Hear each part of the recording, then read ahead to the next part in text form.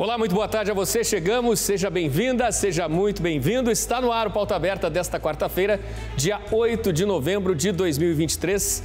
Agora 4h17 da tarde, estamos ao vivo para todo o país. Eu sou o Odilon Araújo, esse é o seu noticiário da tarde aqui na TV Evangelizar. A você sempre ligadinho com a gente, muito obrigado pelo carinho da sua companhia. E vamos juntos então, a partir de agora, com os nossos destaques do jornal de hoje. O ano de 2023, de grandes variações climáticas, de calor extremo, será o mais quente dos últimos 125 mil anos no planeta. A afirmação foi publicada hoje após pesquisa do Observatório Copérnicos, da União Europeia. E o Brasil está constantemente neste cenário de extremos de temperaturas. E acredite, já é a previsão para os próximos dias. No centro-oeste, as temperaturas podem chegar a 43 graus. E mais, para muitas capitais, a média será de 5 graus acima nas temperaturas máximas. O comércio em alta, os números de setembro foram divulgados nesta quarta-feira pelo IBGE.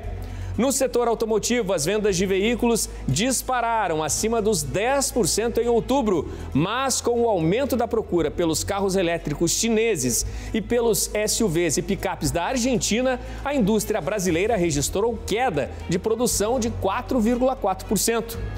Um alerta nas escolas: as denúncias de casos de violência passaram de 50% este ano em todo o país. Os números são do Ministério dos Direitos Humanos e da Cidadania. No confronto entre Israel e o Hamas, não há sinal de trégua, nem de liberação dos brasileiros que querem deixar a faixa de Gaza. Nesta quarta, na cidade de Gaza, foram registrados duros combates entre o exército de Israel e integrantes do grupo extremista Hamas. Telescópio lançado em julho pela Agência Espacial Europeia divulga primeiras imagens do universo, de aproximadamente 1000 galáxias e de um aglomerado de constelações. E ainda, na terceira reportagem da nossa série especial Aqui e Agora, a ansiedade que hoje afeta mais de 18 milhões de brasileiros. Fique ligadinho com a gente, o Pauta Aberta começou.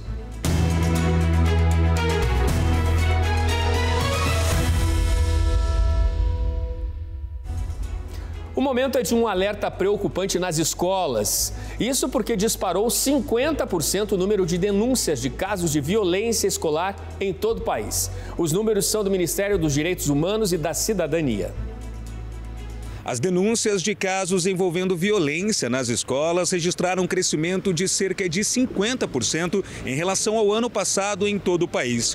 Os dados do Ministério dos Direitos Humanos e da Cidadania apontam que de janeiro a setembro foram realizados 9.530 chamados por meio do Disque 100, número superior aos 6.300 registrados nos primeiros 9 meses de 2022. As denúncias levam em consideração casos que aconteceram em berçários, creches e outras instituições de ensino.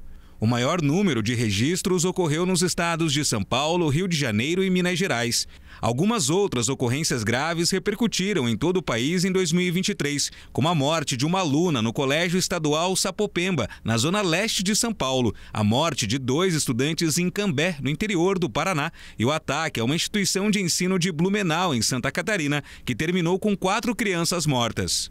O levantamento faz parte da campanha digital pela valorização dos professores e educadores do Brasil e foi planejada levando em consideração o Dia Mundial do Professor, que é celebrado em 15 de outubro. Segundo o Ministério dos Direitos Humanos e da Cidadania, das 9.530 denúncias de violência escolar, pelo menos 1.200 são de casos em que os profissionais da educação foram vítimas.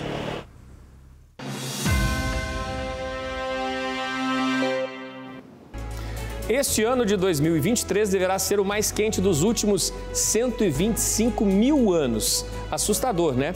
A afirmação é resultado de uma pesquisa divulgada hoje, realizada pelo Serviço de Mudanças Climáticas Copérnicos da União Europeia. Tanto calor é consequência do aumento dos gases do efeito estufa e também no fenômeno El Niño. El Niño que deve seguir provocando diversas alterações no clima por todo o mundo, ao menos até abril do ano que vem. O calorão deste ano deixa os pesquisadores do mundo em alerta. Dados mostram que o último mês de outubro foi o mais quente do planeta.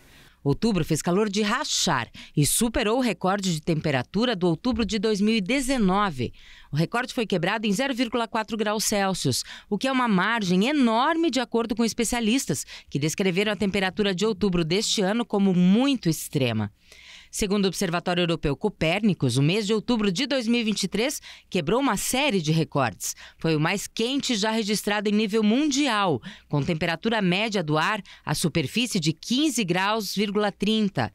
O mês como um todo foi 1,7 graus mais quente do que uma estimativa da média de outubro para 1850 até 1900, o período de referência pré-industrial.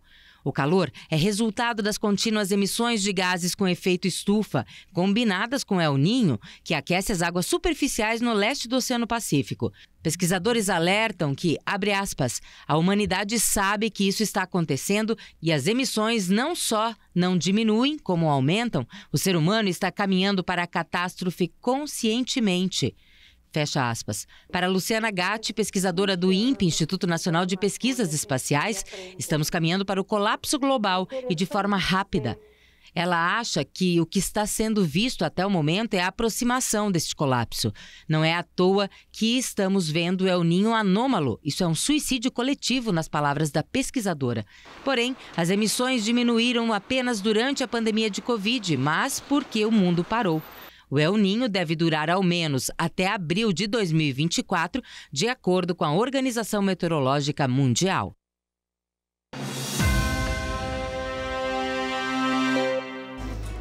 E no Brasil, os extremos continuam, né? Os termômetros poderão chegar a 43 graus já nos próximos dias. A maioria das capitais no país deverá registrar 5 graus acima da média de temperatura. Nos próximos dias, algumas cidades na região norte do Brasil podem chegar aos 40 graus, com a nova onda de calor. No centro-oeste, alguns locais devem alcançar os 43 graus. O nordeste deve variar na casa dos 35, enquanto no sudeste a temperatura pode chegar a 38 graus. No sul, as temperaturas devem seguir em 33 graus pelos próximos dias. Dependendo da região, além de quente, o ar pode ficar úmido, o que deve favorecer a instalação de áreas instáveis e, consequentemente, gerar temporais isolados. É o que pode acontecer entre a região norte e o nordeste do país. Onde não chove, a baixa umidade do ar pode ser um problema ainda mais sério, já que os índices de secura podem atingir os 12% nas regiões sudeste e centro-oeste. São Paulo, Rio de Janeiro, Minas Gerais e Goiás, por exemplo. Já hoje, a sensação térmica de abafamento e temporais fortes isolados e tempo seco devem ser a máxima no Rio Grande do Norte e regiões do Amapá. Muito calor e chuvas isoladas nesta quarta-feira também no Mato Grosso e Mato Grosso do Sul. Calor e tempo seco em Goiás e em grande parte do Sudeste. E volta a esquentar no sul do país. Na parte sul do Rio Grande do Sul, a possibilidade de chuvas isoladas e o tempo deve ficar seco entre Santa Catarina e Paraná.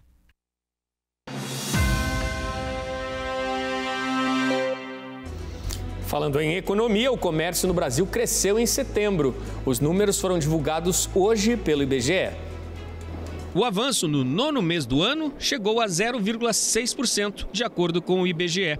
Em 12 meses, houve crescimento também, que chegou a 1,7%. Em setembro, estes números positivos, 0,6%, foram puxados principalmente pela alta no setor supermercados e hipermercados.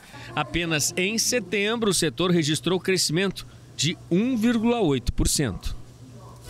E as vendas de veículos no Brasil cresceram mais de 10% no mês de outubro. Os números foram divulgados pela Anfávia, a Associação Nacional dos Fabricantes de Veículos Automotores, nesta quarta-feira.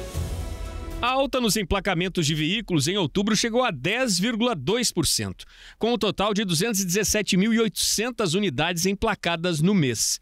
Se os números forem colocados em comparação com outubro do ano passado, houve uma disparada nos emplacamentos, 20,4%. Os números das vendas também mostram crescimento ao longo do ano. Este avanço chegou a 9,7%, 1.850.000 veículos negociados. No entanto, o setor viu recuo nas vendas para fora do país. Foi uma queda de 12,8% na comparação feita com o período de janeiro a outubro de 2022. E apesar do cenário bem positivo de vendas no mercado interno, a produção de veículos caiu em outubro, 4,4%. No total, as montadoras produziram quase 200 mil unidades, carros, veículos comerciais mais leves, ônibus e caminhões. Foram 208.900 unidades produzidas em setembro, o mês anterior. Também houve recuo na indústria ao longo dos últimos 12 meses. A produção foi 3,1% menor em outubro, se comparada ao mesmo mês no ano passado, influenciada também pela forte queda nas exportações. Para a Anfávia, a disparada nas vendas registrada no período não se refletiu tanto na indústria nacional, porque muitos consumidores do país passaram a comprar carros produzidos fora. Carros elétricos vindos da China, por exemplo, e os SUVs e picapes produzidos na Argentina.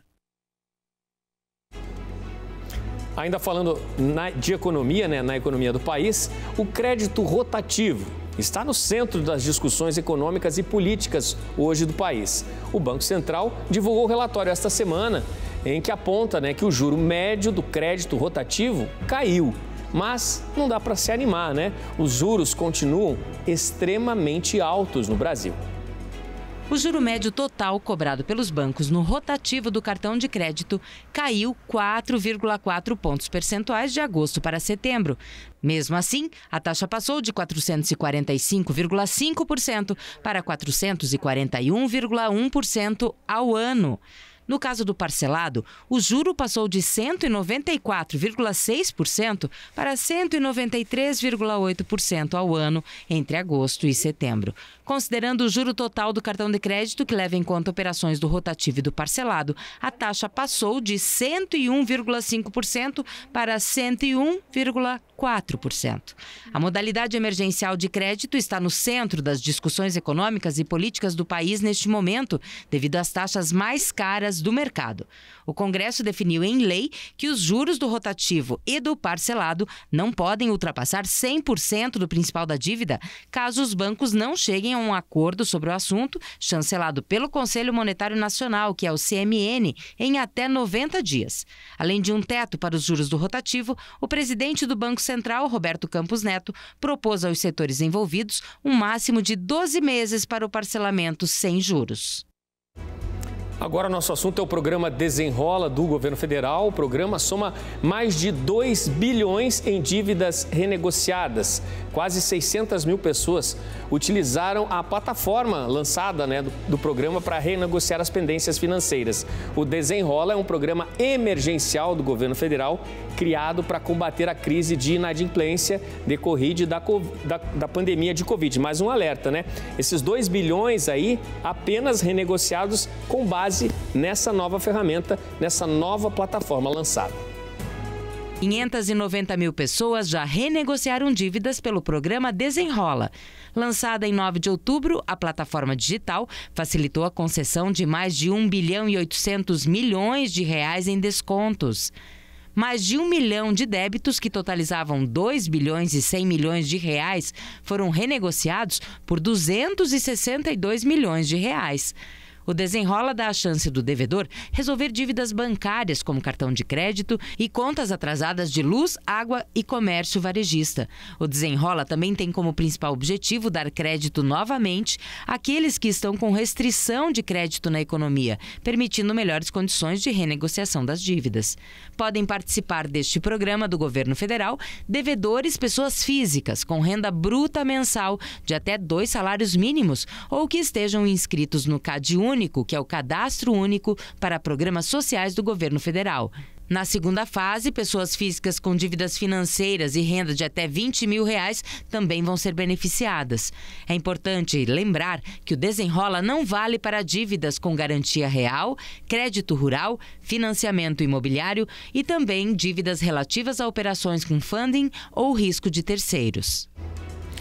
Informação desta quarta-feira no Maranhão, um trem de carga da Vale pegou fogo no estado. Você vai ter as imagens aí, você vê agora na sua tela, foi na estrada de ferro Carajás, num trem de cargas. O acidente ocorreu de madrugada, na madrugada desta quarta, não houve vítimas, mas essas imagens, como você viu, são impressionantes. Pelo menos 18 vagões ficaram totalmente destruídos após este acidente, que foi registrado na região do Alto Alegre do Pindaré, a aproximadamente 300 quilômetros da capital São Luís. Quando o incêndio se espalhava, 22 vagões foram desacoplados da composição formada por 42 vagões, para que esses também não fossem atingidos. Os motivos do incêndio seguem sendo investigados. O que já está confirmado é que o trem que levava combustível descarrilhou. Para o Corpo de Bombeiros, foram horas de trabalho até controlar as chamas. Vamos para o intervalo, gente. No próximo bloco, as primeiras imagens capturadas pelo telescópio Euclid, lançado em julho pela Agência Espacial Europeia. E ainda, na terceira reportagem da nossa série Aqui e Agora, vamos falar sobre a ansiedade que atinge 18 milhões de brasileiros. Fique com a gente, o intervalo é rápido. Voltamos já.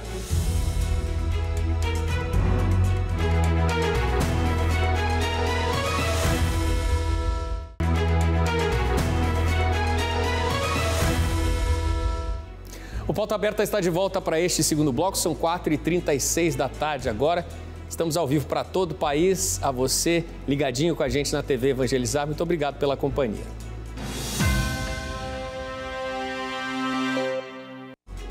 Na guerra entre Israel e o Hamas, a cada dia que passa ficam menores as esperanças de todo mundo por um cessar-fogo. Ao menos que fosse humanitário, para poupar as vidas dos cidadãos civis. Nesta quarta, os tanques israelenses avançaram pelo centro da cidade de Gaza. Os confrontos foram duríssimos entre o Hamas e o exército israelense na região. O exército de Israel e os integrantes do movimento islamita Hamas combatiam nesta quarta-feira no centro da cidade de Gaza, ao norte do território cercado. Ainda não há esperança de trégua para centenas de milhares de palestinos encurralados pelo conflito e vítimas de uma situação humanitária desesperadora. Israel prometeu aniquilar o Hamas em represália ao violento ataque contra seu território em 7 de outubro, que deixou 1.400 mortos, a maioria civis. O grupo islamita, considerado terrorista por Estados Unidos, União Europeia e Israel, mantém mais de 240 reféns sequestrados no dia do ataque e levados para Gaza. Desde então, o exército israelense bombardeia a faixa de Gaza diariamente, apesar dos pedidos de trégua da comunidade internacional. No momento, os soldados do país estão no coração da cidade de Gaza. Do lado palestino, pelo menos 10.569 pessoas morreram nos bombardeios israelenses, segundo o Ministério da Saúde da faixa de Gaza. A maioria das vítimas eram civis, incluindo mais de 4.000 menores de idade. O serviço de comunicação do Hamas anunciou na terça-feira à noite no Telegram que vários cemitérios estão lotados e não há mais espaço para enterros. Hoje, o grupo de brasileiros, 34 brasileiros que aguardam para deixar a região em guerra pela passagem de Rafah, na fronteira com o Egito, recebeu mensagem por WhatsApp da Embaixada Brasileira em Gaza com uma informação que trazia a esperança de que poderiam deixar amanhã a faixa de Gaza. Esperança que aumentou ao longo desta quarta-feira para que eles pudessem escapar deste drama que está no meio do fogo cruzado de uma guerra. No entanto, informações de agora a pouco que chegam do Oriente Médio, da região da faixa de Gaza, dão conta de que a fronteira para o Egito, por onde é a passagem de Rafah, acaba de ser fechada neste momento de confronto. Portanto, não há previsão neste momento de saída deste grupo de brasileiros da faixa de Gaza. Vamos agora para o espaço, virando a página aqui do nosso telejornal. A Agência Espacial Europeia divulgou as primeiras imagens capturadas pelo telescópio Euclid, lançado em julho deste ano. Com uma missão de pelo menos 6 meses e custo de 1 bilhão e 400 milhões de dólares, os cientistas esperam novos conhecimentos, novas informações sobre o cosmos, para desvendar os mistérios do universo. De acordo com a agência espacial, algumas dessas estrelas estão tão distantes que a luz emitida por elas pode ter levado cerca de 10 bilhões de anos para chegar até nós. Em outra imagem, o telescópio Euclide mostra a nebulosa Cabeça de Cavalo, numa visão panorâmica e detalhada. Essa nuvem de poeira e gases faz parte da constelação de Órion. Outros registros do telescópio Euclide, divulgados nesta semana, mostram uma galáxia espiral, que tem estrutura parecida com a da Via Láctea, além de uma galáxia anã, localizada a mais de 1 milhão de anos-luz do nosso planeta. A missão Euclide foi lançada para desvendar o papel da matéria escura e da energia escura na evolução do universo. Os cientistas acreditam que elas compõem cerca de 95% do cosmos, mas o papel desses elementos místicos ainda não foi desvendado pela ciência. Com os registros feitos pelo telescópio Euclide, será possível criar o maior mapa 3D do universo, o que pode ajudar a esclarecer as funções da matéria e da energia escura.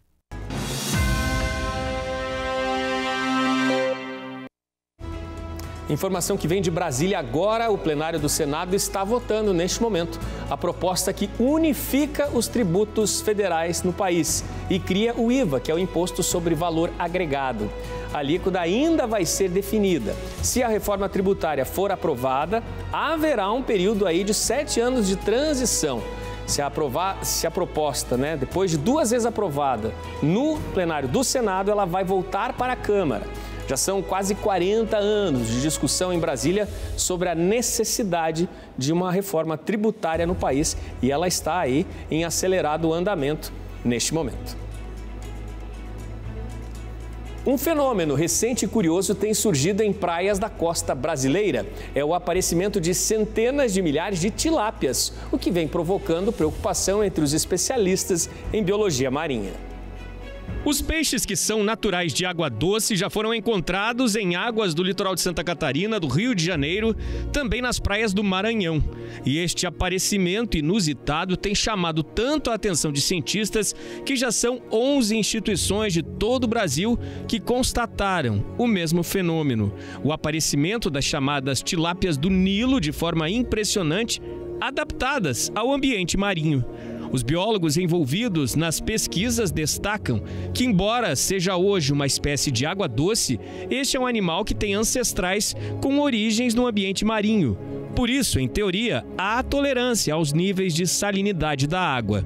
Ainda de acordo com o que vem sendo estudado, o aparecimento e até proliferação dessa espécie nos oceanos poderá ter impactos negativos, como, por exemplo, o aparecimento excessivo de algas, o desaparecimento de outras espécies marinhas, o aparecimento de novas doenças, a água poderá ficar imprópria para o banho e a morte dessa espécie poderá causar até intoxicação após o consumo da carne. Os biólogos envolvidos nas pesquisas com o surgimento das tilápias no ambiente marinho destacam que este é um alerta e que não necessariamente as consequências serão tão graves assim. Há sim uma possibilidade disso acontecer. Todos em alerta. Na terceira reportagem da nossa série, aqui agora, um assunto que mexe com todos nós, a ansiedade. Há quem diga que é o mal do século, um transtorno que hoje atinge 18 milhões e 600 mil brasileiros, junto com outras questões da saúde mental. Mas você sabia que a ansiedade tem uma função nas nossas vidas? O Luciano Raro explica essa novidade.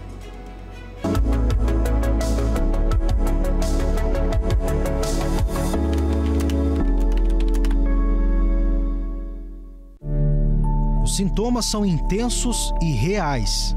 Percebo que minha respiração fica alta, eu não consigo completar a respiração, né? Então eu percebo que ela fica mais parada aqui em cima, assim. Então uma das primeiras coisas que eu percebo é a respiração mesmo. Fica agitado? Fico agitado, o pensamento fica em outro... Não fica no momento presente, né? Assim, acho que a principal característica para mim é que fora a respiração, é que o meu pensamento não está no momento presente. Está sempre pensando em alguma coisa do futuro, né? Ansioso por algo que está por vir. Levou tempo para o Danilo entender que estava lidando com a ansiedade. Até mesmo o próprio vôlei, né? Eu jogo vôlei, é um esporte que eu pratico desde sempre. Então, ele sempre esteve fora do campo da ansiedade, né? Ele sempre foi algo que me ajudou a ansiedade. E de uns tempos para cá, ele entrou no meio, até tem me causado alguma ansiedade. Então, eu tenho que ter estratégias até para isso, né? E olha, tem muita gente passando por isso. Para ser mais exato, 18 milhões e 600 mil brasileiros, segundo a OMS. Número que representa quase 9% da população. A ansiedade, ela tem que ser vista primeiro como uma reação que a gente tem, esperada, a uma situação. A gente tem que entender que todo mundo já se sentiu ansioso, algumas vezes na vida. E isso é normal, isso é esperado. O que a gente tem que entender é quando isso passa de um certo ponto e passa a fazer com que a pessoa deixe de funcionar de uma maneira adequada, em que ela viva muito sob alerta, né? E o que a gente entende é que a ansiedade é um sintoma e não uma doença. Então a gente chama isso, a gente fala que a ansiedade é como se fosse a febre da psiquiatria. Como a febre é um sintoma muito comum, né? Inespecífico na medicina, pode ser várias coisas, pode ser vários tipos de infecção, pode ser desde um resfriado até uma pneumonia. Então a gente vai ter que descobrir o que está causando aquela ansiedade que deixou de ser algo esperado. Se ela é uma aliada, por que tem nos atrapalhado tanto? Eu acho que a nossa vida hoje é mais complexa. Se nós olharmos para os nossos avós que tinham uma vida mais simples, mais tranquila, essa ansiedade, quando ela é um transtorno, né, quando ela passa da normalidade, quase não existia ou existia muito pouco. Então eu imagino que é a complexidade da vida atual e o excesso de compromissos que nós temos. E é tudo para ontem, é tudo muito rápido, esse mundo VUCA, onde as coisas acontecem muito rápido. E isso nos traz essa ansiedade patológica. Ter ansiedade é não conseguir focar no momento presente. Sabe aquela coisa de estar inteiro no aqui e agora? Pois é, geralmente quem sofre com isso passa muito tempo preocupado em imaginar e resolver o futuro. Se ocupa de coisas que muito provavelmente nem vão acontecer. É como viver em outra realidade, num mundo que só existe aqui. Para contornar a situação, prestar atenção na gente mesmo é o primeiro passo. A ansiedade, fisiologicamente, ela começa com a alteração da respiração. Tá? E o que acontece? Normalmente o paciente ansioso, ele muda o padrão respiratório. Então o que acontece? A gente normalmente tem um padrão respiratório de frequência, né?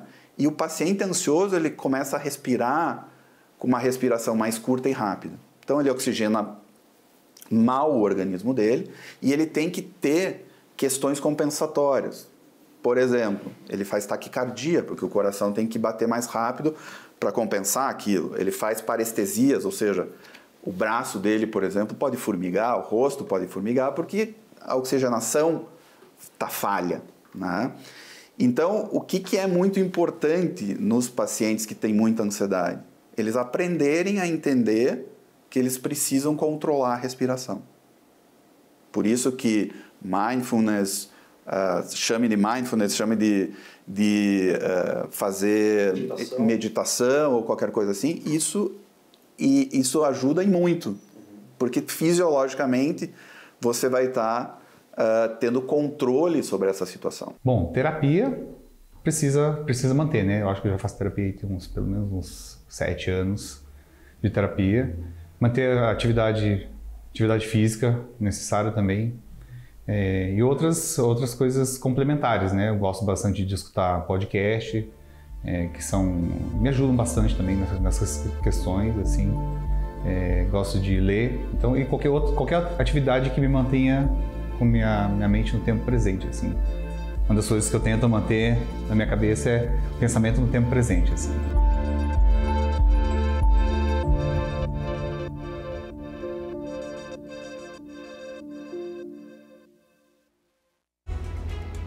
Na reportagem de amanhã, a quarta da nossa série Aqui e Agora, as técnicas para acalmar, para apaziguar a mente. Você não pode perder. Pauta Aberta desta quarta-feira está terminando. Obrigado pela sua companhia. Ótimo finzinho de tarde. A gente se vê amanhã. Tchau.